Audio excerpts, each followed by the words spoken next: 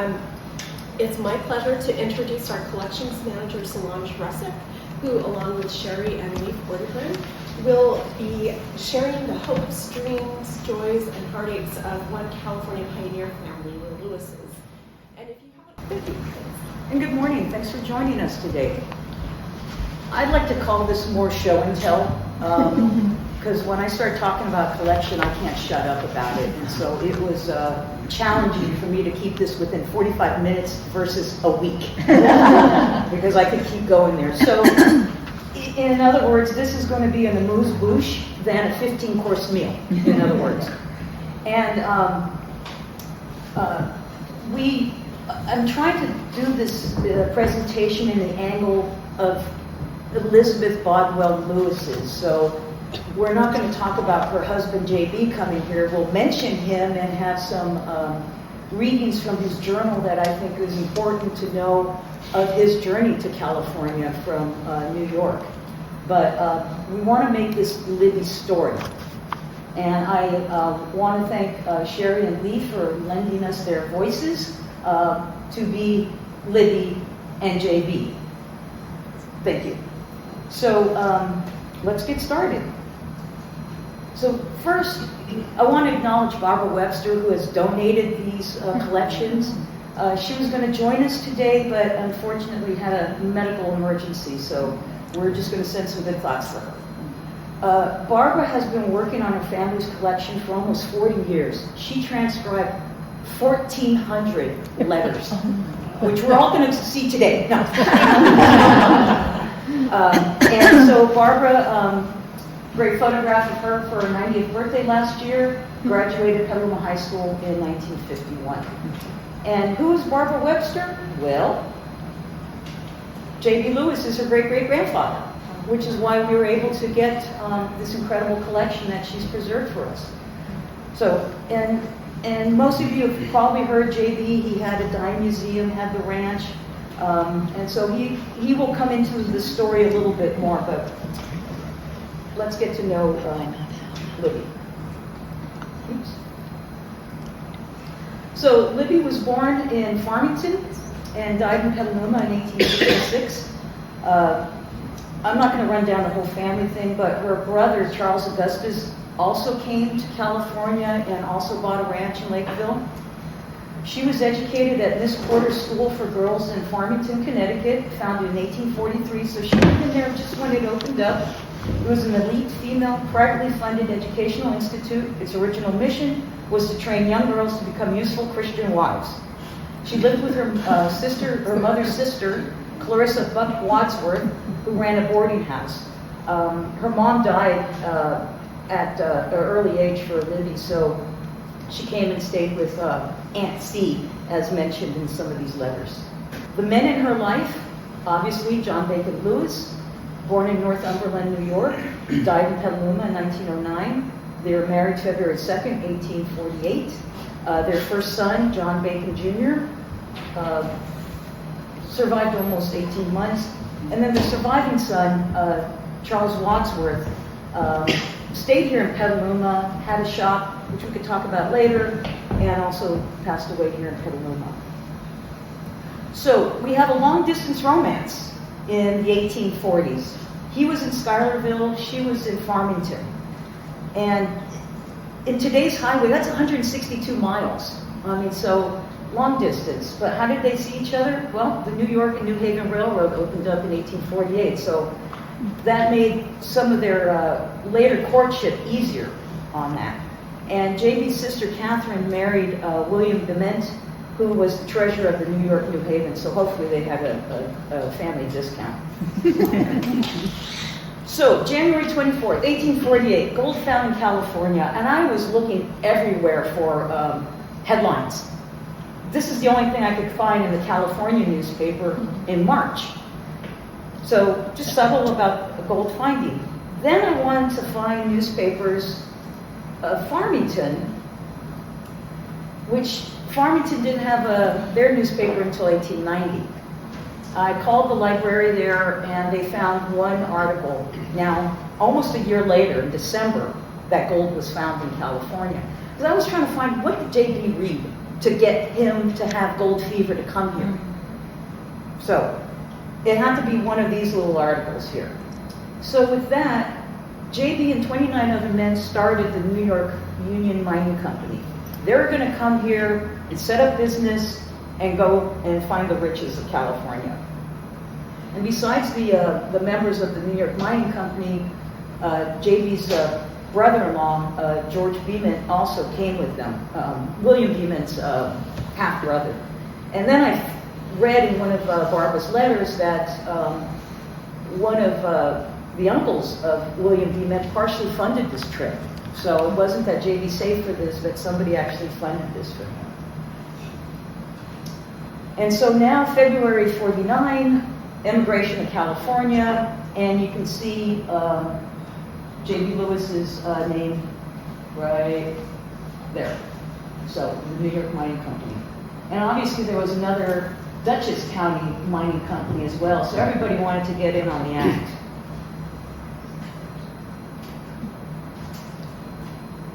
The other thing I found in Barbara's collection is that there is a February 24th, 1849 advertisement selling California water for better health. So, you know what? Some things just didn't change on that too. And he made comment that, you know, rainwater could get ropey and stagnant after 2 weeks. So anyway, and then you could buy California water in New York. So the map, this is the mail routes that that also JB took. So from leaving New York, went into the Gulf, then also came down to Panama, and then hit all the West Coast areas. But so mail route, and then also passenger ships came through that way. So JB left in February and then arrived in San Francisco in August, with 30 days waiting in Panama. JB kept a journal, and I thought it'd be interesting to see some of the stuff he noted on this trip. Glasses. So January 31st, he leaves his wife of 1 year and their baby of 1 month. He didn't abandon them, but it's like, I got to find a better life for us folks. So that's where he went. So he left for New York in February, and then he continued to get ready for his trip to California. He had a lot of businesses, so he was trying to wrap up things.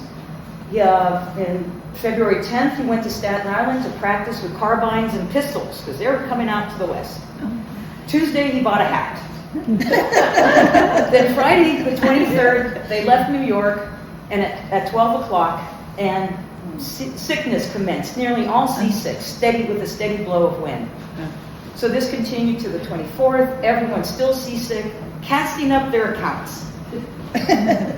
Thursday, March 1st, gale continues, not a sail in sight, feeling better.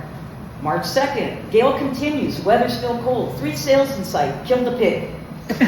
March 3rd, 49, steady wind, flying fish fell aboard, saw a whale following the ship, fired at him, apples and dumplings and fresh pork for dinner. No whale? And no whale, yeah. And now as they're getting closer into the tropics, he notes that it's surrounded by birds called boobies, large as geese and showy. Now they're getting within 190 miles of the Chagres River near Panama. And now on March 12th, they're towed in by the steamer Oris, visited the fort, beautiful prospect, saw parts of a funeral, Chagres, a collection of huts made of bamboo, thatched with coconut leaves, surrounded by canvas, natives in shirts over pants. March 26th, commenced an eating house. So JB always was trying to make some money. Travelers passing through, went to gunning, lost in the woods, nothing of consequence occurred. So April 30th, looking anxiously for the steamer, Peruvian vessel, reports that the Oregon ready to sail from California. All hands from the California deserted. The crew of the Oregon in irons to keep them. Great working conditions. So now he's in Panama. So he arrives in Chagres. They left the steamer up 22 miles, then by canoe, and then on foot to Panama for 30 miles. 75 cents for dinner on a steamer, beautiful trees, flowers, and animals, very crooked river. Then March 18th, they arrived in Panama. Outside Panama, he kept a house of refreshments. Also charged lodgers $30 a night to sleep on the floor.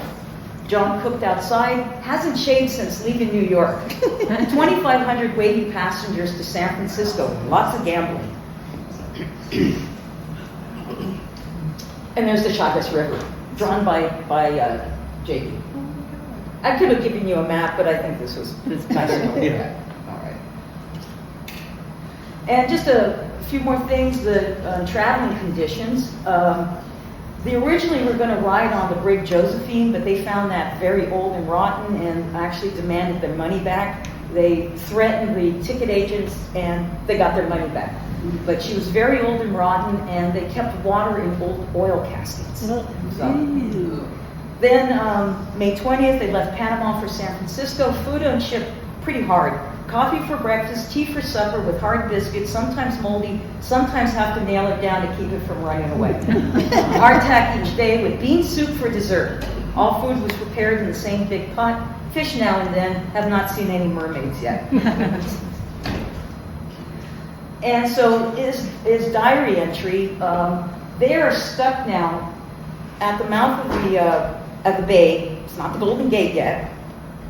And they're there for 4 days. And in his journal, he makes note that he heard heavy cannon. So I looked into that. I reached out to military historian John Martini to ask about this. And what John said is that you have the cannon shooting from Fort Point for reveille, and then you have the cannon shooting at night for retreat. He wasn't sure about that third cannon, so we're not sure what he heard. And at that time, in 1849, there were no lighthouses around. Point Bonita Lighthouse was constructed in 1855 by East Coast engineers, not realizing the heaviness of California fog. So it was up high on the bluff. They couldn't see it. So instead, they had somebody firing a cannon in 1856 every 30 minutes. That was your signal. They didn't complete that lighthouse until 1877 down on the bluff, which is the Point Bonita you see now when you're on the Golden Gate Bridge. You see that little tiny lighthouse out there. Then Mile Rock was not completed until 1906. 1877, the lighthouse service wanted to put a buoy there, and it kept getting swept out to sea. So there was nothing. So we're not sure about that third cannon ring. And so now it's August 30th. They arrive in San Francisco Harbor. 4 days looking for the harbor. Counted more than 250 vessels in the harbor, mostly entire deserted. These are stock photos from Barbara's collection of San Francisco. So just to give you an idea of what JP saw, and which is now what? The Embarcadero? Some houses being built up, the 1851 photograph. Courtmount Square. Even Ed Mitchell got into what San Francisco looked like in '49. This is a 1909 postcard. So once JB sets up, it's now a few months. The other thing about Barbara Webster's collection, they saved every document from the 1800s, everything. And so here's one receipt from JB buying a harness and a cart for $250, which was a good chunk of change at that time. And in 1854, JB is a carman, so we found him in the city directory at that time. A few years later, all the surviving men of the Humboldt, which left Panama to San Francisco, these men of the New York Union Mining Company got together for reunion dinners. And this was a invitation that was sent to JB. The Humboldters on deck, Saturday, August 31st at 2 o'clock. Password, bean soup. Had been a bean. And James Gordon was the host pretty much to the end. I think JB was one of the last surviving members of these guys. All right, so now we're going to get to some letters now. And now it's the morning before JB leaves. And I guess he had arrangements to meet with Libby one last time. And so JB writes, My dear wife, you have no idea how disappointed I was Saturday night when I went to the cars and found that you were not there. I wrote you last Wednesday and sent it Thursday by Mr. Adams to Albany. Friday, about 3 o'clock, I received a telegraph from you. I should have telegraphed back, but it was so late, and I supposed you were or would be in Albany by the time the message would get to Northumberland. I went at the cars and went through all of them 2 or 3 times. I was so sure you would be there, I could have cried. That's a lot for a grown man to say. So now JB is in San Francisco. It's October, and he receives a letter from Libby. And Libby writes, My own dear husband, when I wrote you before, I had our own dear baby on my lap. Very interesting, and you so far away. I have never felt as if he would live to grow up, but I had often prayed that he might be spared until your return. God's ways are not our ways. At 6:30, he breathed his last. He is now happy where trouble cannot reach him. No more suffering will he endure. Never did my eyes rest upon a sweeter, more beautiful corpse than his. If you could have seen his dear face, it seems as if I could be more reconciled to part with him. Had he lived till Monday, he would have been just 21 months old. The daguerreotypes are perfect, and no one would think of there being other than a child asleep. He was taken in the same little red dress that he wore before. He was beautiful, too beautiful for earth. Because that was devastating. So JB wrote, How shall I express my feelings to you when I heard of the trial that we were to bear with the death of our dearly prized little one? It was so very hard to bear. The blow was so sudden and came upon me at a time when I was so little expected it. I know God orders all things for the best, and for his own wise purposes, he has taken his gift from us. I know, dear one, perhaps I could not feel his loss so much as you. He was so young when I left home. I know if I had been with him at the time, I should have felt as if I were almost willing to die myself. I know how very, very lonesome and sad you feel. I know how much more you feel the loss, our loss. Everything continually reminds you of him. You have nothing now to fill up your mind and occupy your attention as I have. Do not cause yourself the least anxiety on my account, for I am perfectly well and shall take the very best care of myself. From your own ever after husband. and so now we've moved on. It's 1851, and Libby has decided she's going to join JB. In some previous letters, JB had noted that he was hoping he'd come back within a year, but he's telling her he's making more money now than he ever has. And so Libby writes, Invited to come to you, and although I have had a great struggle, have not had as much opposition as I expected. Aunt C is, of course, opposed, and thinks it a pretty head case, and says she would not undertake the journey with the best men on earth. But that is the least of my trouble. I showed your letters to Aunt last week, and she was much more calm than I expected, but thought I should be almost a fool. I must do as I thought best. Today, I have been making preparations. Bought some common tablecloths, toweling, and enough cotton for 4 pairs of sheets. I have clothing for myself enough. I am afraid I shall not make a very good California housekeeper. I shall not know how to economize closely enough. But I will try, dearest, and do as well as I can. I hope we may not be disappointed in our expectations.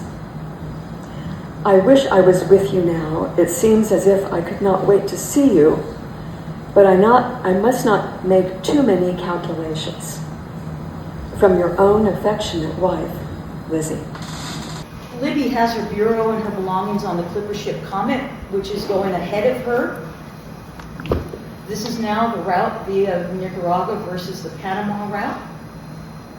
We have the expenses of Libby, and the one I noted the most was supplies from shipboard for the transit across the isthmus, and ditto at Castillo Supplies. Mrs. Lewis, being a small eater, incurred a small part, 75 cents. And then down below, paid a native for lugging Mrs. L, 12 cents. Now Libby is in San Francisco, and one of the first envelopes to greet her, I just love the way it was addressed. Mrs. John B. Lewis, Brown House, with white fencing on the hill, known as Telegraph Hill, being the last house on the right before you reach the windmill. And then she writes, politeness of one of the boys. I'm not sure, it could have been the gentleman who passed on the envelope. And then on the back, I congratulate you upon the arrival of the comment, which her stuff didn't sink. So they got there. Now Libby's settled in San Francisco, and she writes her sister-in-law, Sarah, and Libby writes, I received 2 calls on New Year's Day. Do you remember Mrs. Richardson, who told you her husband had just returned? He said he knew John. We have a good-looking cooking stove and everything as convenient as can be. Our house is near Telegraph Hill, and we have a fine view of the harbor and a large portion of the city. The weather is like our pleasant spring weather, only not so sloopy. We have had but little as yet, but the grass is green and beautiful. There is not a tree in sight of our house or near it. I have been told by those who have resided here some time that the weather is never much warmer than now. If so, I shall not need any thin dresses, as I have dressed nearly as warm as I should at home in winter. Satin is not the common dress I have seen here. You would be amused to see the Chile women with the most elegant crepe shawls flung over their heads. They do not wear bonnets. I saw one last Sabbath with a black lace dress on. I am getting to the bottom of my sheet, and I still have another letter to write. It is almost sundown, and I shall soon have to get supper for the men. a lot of these letters are 3 to 4 to 5 pages long. But page 2 of this letter that Libby just read, she talks about what they had for New Year's, and I thought we'd share that because I like food. So they had roast goose, baked potatoes, coffee and jelly cake of her own making. They can get cranberries, gooseberries, and currants. I have a half barrel of dried apples. John sold a dozen of eggs yesterday for $3, which would have been $120 for today's at Whole Foods, right? He brought 1 dozen hens a few days since for $30. I do not make cake or puddings very often as they require milk and eggs. Milk is 50 cents a quart. We have coffee twice a day and only 2 meals, breakfast and a meat supper.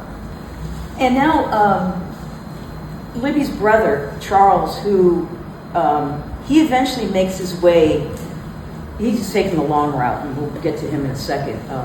But she writes to Charles, and Libby writes, My dear brother Charlie, John has just brought in your letter saying you would probably be with us in a week or 10 days, and I hardly know whether I am on my head or feet. Oh, I am so glad you are coming. Only think, Charlie, it is almost 6 years since I have seen you. I shall give the directions so that you cannot mistake. You will get in at night, probably about 12 o'clock or after. If you came off the boat at night, I'm afraid you would not find us so readily as you would early in the morning. I wish we could know when you would be here. Then John could be waiting for you. We live on Montgomery Street, between Vallejo and Green, in a little brown house with green blinds, which stands in a good-sized lot with terraces on the south side of the house, and a real nice red-colored barn standing in the back part of the lot. There. Do you think you will miss it now?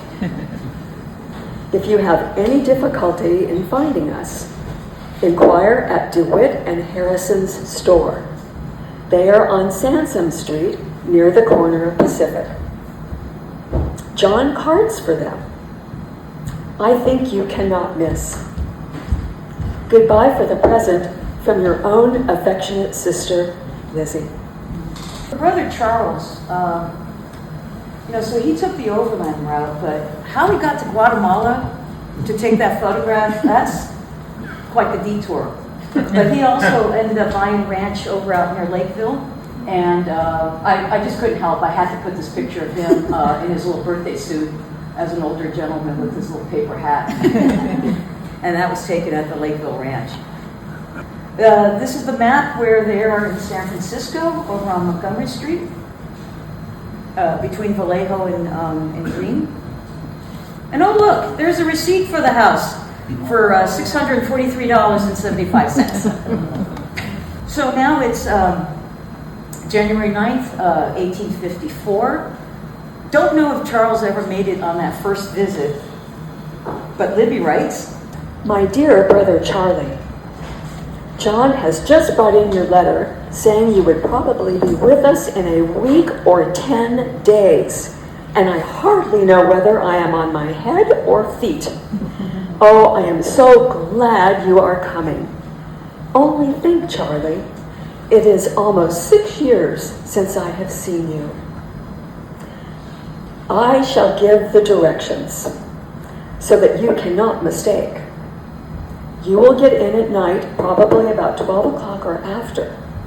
If you came off the boat at night, I'm afraid you would not find us so readily as you would early in the morning. I wish we could know when you would be here. Then John could be waiting for you. We live on Montgomery Street, between Vallejo and Green, in a little brown house with green blinds, which stands in a good-sized lot with terraces on the south side of the house, and a real nice red-colored barn standing in the back part of the lot. There. Do you think you will miss it now?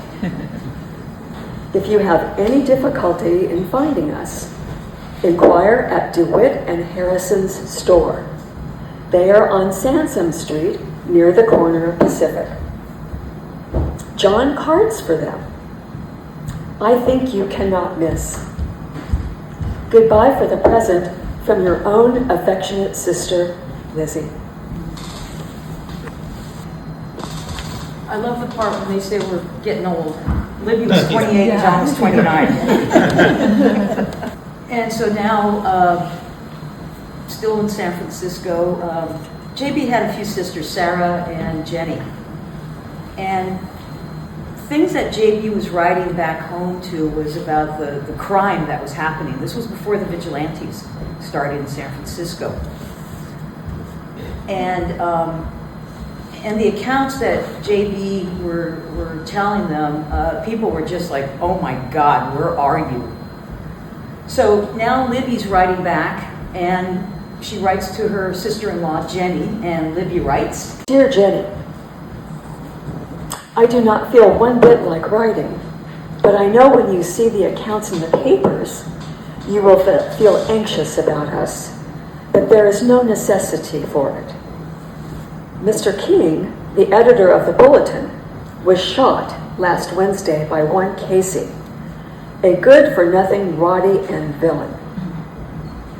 When the Bulletin was first issued, we expected he would be shot because he was so fearless and told the truth. But it had gone on so long that we began to think no one dared to do it. He died today, leaving a wife, I believe in Sente, and 6 children, the oldest only 13. Our citizens have shown their determination to submit to such thing no longer. Although great excitement exists, yet everything is as quiet as Farmington, except people are standing around the vigilante committee rooms waiting to see what is to be done. Sunday was a most solemn day. We were coming out of church when someone said, "Look upon the hill and see the crowd around the jail." The hills are covered with people, the roofs of houses also. The jail was surrounded with armed men, 2,600 divided into companies of 100 men each. We hastened home before the crowds moved. Very soon after we got home, they passed down the street with Casey, whom they had obtained without the slightest resistance. After a short time, they returned for Cora, the murderer of the Marshal and W.L. Richardson. There is a watch in every block in the city to guard against fires or robbery or anything of the kind, night or day. You really cannot imagine how quiet and still it is. Our best men, even own ministers, feel that the people are doing right, and they are. It is a sad thing, but it will be the best thing that has happened for San Francisco in a long time. Already, many of the rascals have left with fear. The good people are now determined to clear the villains all out and place decent men in office. Yours affectionately. So there's a gap of letters that, JB would have been writing to Libby going, "I found this property up in this place called Petaluma. They're missing." And the first note of Petaluma, or this ranch, comes from Libby. Now, in 1856, 1857, Libby decides to go back east to take Charles Wadsworth, their second son, surviving son, who's now 4 years old, back to visit family on there. But meanwhile, because of these steamships, these mail ships, letters are still going back and forth with these folks. But we are missing that gap of him telling her about this ranch. And so Libby now writes JB, and Libby writes, My dear husband, I have received both of your letters since I came here. The last one was dated October 15th. When your letter came from Mother, William thought he would be able to raise $500 for you at 7%. But he has been disappointed about some of his own, and I expect has lost some. He told me he was sorry that it was so, for he would be glad to get it for you if he could. I am very sorry that you are so unwell and so blue, too.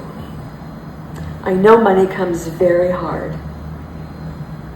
Dear Hub, I am sorry that I left you so when you most need me. I try to be economical, but somehow the money goes.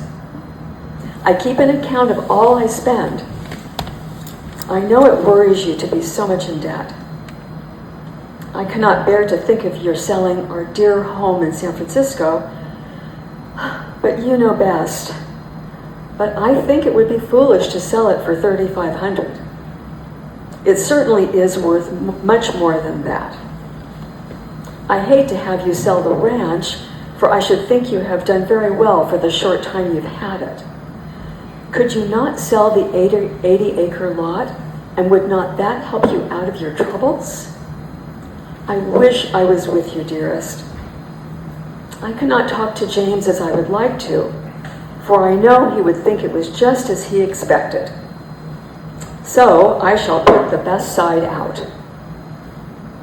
If you could sell the 80-acre lot for $14 per acre, $1,120 would be the result. And if you sold it with the house, it would be more. But I suppose you would want the house. Do you owe much beside Dan? I shall give Mother your letter as soon as I get to Farmington, and then she can do as she thinks best. I know James had it so arranged in Ogdenburg that she has the interest, and I am confident that it is loaned for a certain number of years. I think you have received considerable from the ranch, hay, grain, and cattle, and now that you are started, it seems a pity to give it up. But you can judge best. Be very careful of yourself for the sake of your own affectionate wife, Lizzie B. Lewis. She's got good money sense. So, meanwhile, Libby's back visiting family and friends. And now JB has actually rented out this house in San Francisco. I'm just going to read a few excerpts of a letter he had sent her. So, he's in San Francisco, but July 19th, we visited Petaluma on the 4th and saw all the sights, the fire company and the military citizens, and heard the oration. They had a public dinner at the moment, and the moment the orator was through, you ought to have seen the rush of the pikes for the table. They left the women and never thought of offering them anything or taking them to the tables first. So they had to stand back and see their lords stuff themselves. A difference between New England men and... Anyway, I just thought that was worth noting on that. And in that same letter, though, they're learning some hard lessons of the ranch. We lost 10 or 15 acres of oats and one or two of buckwheat. It was all destroyed in 2 nights by hogs. We're obliged to sell the hogs as they damaged the grain so much it would not pay to keep them and feed them. I received $75 for 4 old ones and 8 pigs. The potatoes will not yield very well as they were not planted deep enough. They are in Dan's lot. And I think the Dan he's talking about might be Dan Stewart. Charles hogs are rooting them up as well. I notified him that he needs to take care of them or pay the damage. Charlie will take things easy for a week and then commence baling hay. 3 men can press about 5 tons per day or so. He feels relieved now that everything is secured from cattle. So they're learning some hard lessons here. And then now that JB's back in San Francisco, and this is October '57, I get $27 for the house and pay them $20 for board. We live pretty well. At any rate, I have learned some since you left. I began to have a pretty good opinion of myself and think I am a pretty good kind of husband.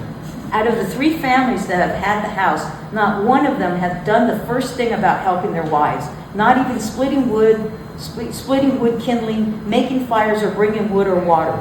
If water was wanted on the table and none in the house, the wife must get up and go and get it.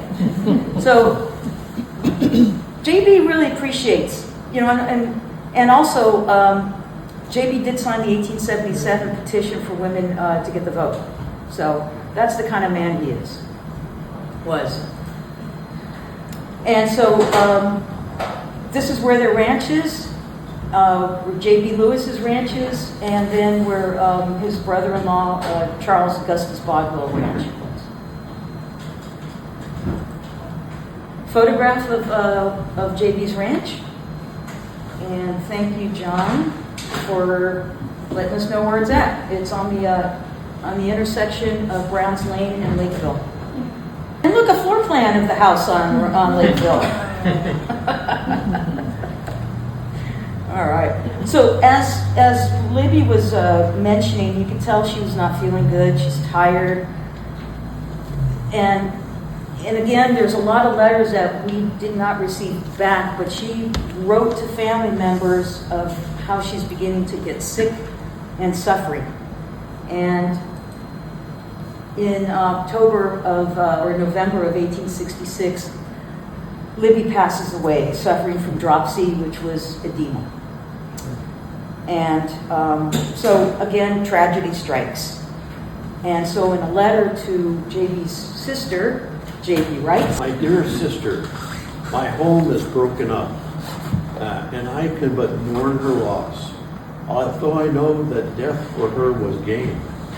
I have known for the last 2 years that there was no hope of her recovery, and she might be taken at any moment. No one can tell her sufferings and misery. I do not think she was free of pain for the last 7 or 8 years since her return in 1858. For a couple of years, she could not be on her feet for but a few moments at a time as soon as they healed up. She was tapped 4 times for about 20 quarts of water taken each time from her. The last operation was 2 weeks before her death. The doctor came down and left some medicine to check diarrhea, but it had no effect. She was so far gone. She was so sore, I had to turn her every 5 minutes with the sheets. She could not bear the touch of anyone but myself, and wherever I touched her left my finger marks on her body. She knew she could not live and was fully prepared to go to her home. It was her daily wish that she might be free of her sufferings here. Her life had been one successive series of complaints.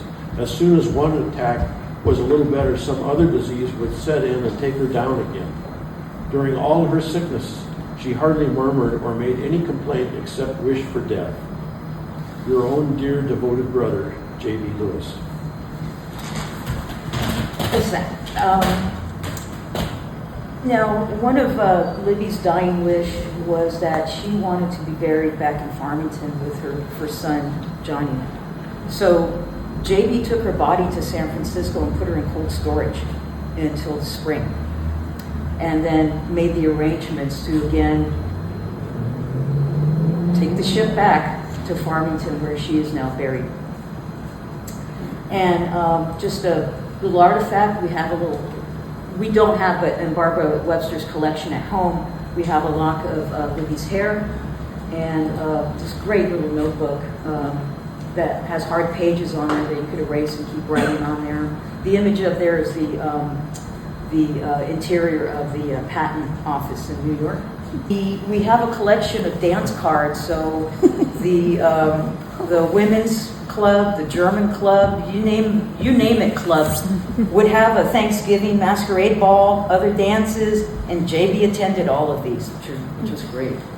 So C.W. Lewis, when JB and C.W. took Libby's body back, JB decided to put C.W. in school there because there really wasn't a school here at that time. You know, they had a one-room schoolhouse, but it wasn't the education. So he put him in a boarding school back east. And we have the letters where he, again, childhood sweetheart with Julia Amelia Davis. And when I was reading these letters, I kind of felt like these guys had the fire relationship like Elizabeth Taylor and Richard Burton. It was fire on there, but in 19th century fire. It seems like there was a curse of the Johnnies because their first son, John Davis Lewis, died at the age of 11. And then they had 3 girls, who one of them is Barbara Webster's grandmother on there. C.W. worked for Lyman Bice, and C.W.'s the third man on the left with the beard. Lyman Bice is on the far end. He was a machinist for him, and then later on he opened up his own woodworking shop and repaired everything. And so they rented, he was a Rambler agent, fixed guns, rented guns, bicycles, everything like that. And his shop was right there on Washington Street before the bridge. Yeah. And as I was going through a binder of letters, what was sitting in there but a Confederate $50 bill. That was pretty cool on there too. But if you want to read these letters in their entirety, they are loaded up on our website. We have the original and then the transcriptions on there. And if you know of a pioneer and like to share them with us, you could go to the Pioneer website, Petaluma Pioneer website, and read all about Petaluma's pioneers, and or tell us about one you know. I didn't want to get too deep in the weeds there because I could go on forever and ever, so I thought I'd stop. So I'm stopping now. But this I want to leave the door open because to just read JB's letters, you could title it Letters from the Barbary Coast. You know, it's got good potential. And so stay tuned. So thank you for coming.